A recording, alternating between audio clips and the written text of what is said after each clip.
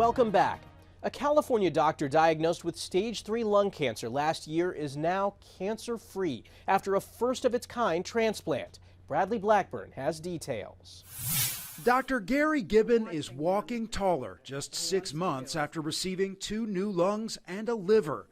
Last year, doctors diagnosed the California lung specialist with stage 3 lung cancer. The irony is not lost on me that as a pulmonologist, allergist, and immunologist, it was shocking to receive a diagnosis of lung cancer. Gibbon underwent chemotherapy, radiation, and immunotherapy, but the treatments destroyed his lungs and damaged his liver beyond repair.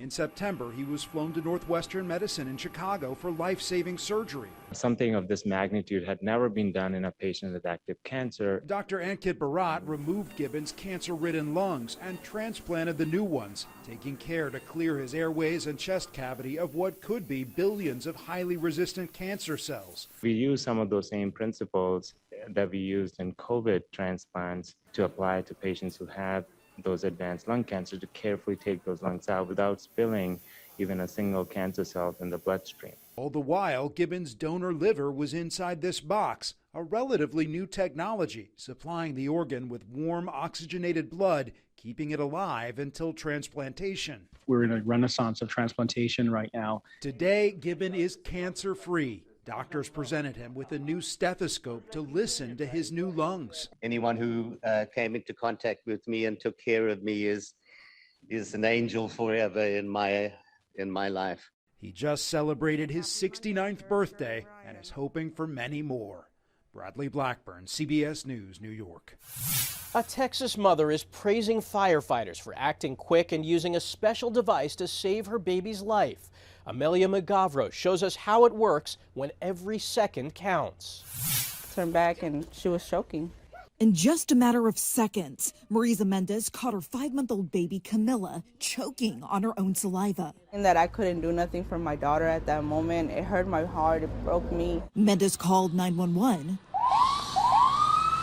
And veteran Garland firefighters Kelsey Casper and Melody Gano rushed to her home. Whenever we showed up, like I said, she was blue, she wasn't breathing well. Gano says they only had minutes to save the baby's life. That's when Casper thought to use a new device called a LifeVac, something the department just ordered 2 weeks ago. When we first used it, we had never used it before, and so we're kind of like, oh man. And then instantly she started crying and everything. We knew everything was going to be better. So this is how this device works. Basically, you put this piece on the patient's mouth, you press in, and the suction of air is what clears the patient's throat. Pretty easy to use, right? And anyone can buy one. And even more departments across Texas are making sure they have one of these on hand. Body camera video shows Austin police using the device to save a boy choking on candy. Garland Fire says they originally ordered about 24 devices and are planning to order more. They urge other departments, schools, and parents to also invest in one. I think every household should have one, especially if they have little kids. They're not just for little kids, though. They're made for adults and children. Mendez says she also plans to buy one, just grateful for the paramedics and the device that saved her little girl. In Garland, Amelia Magavro, CBS News, Texas. Brain surgery is always a delicate procedure, and sometimes it needs to be done while the patient is awake.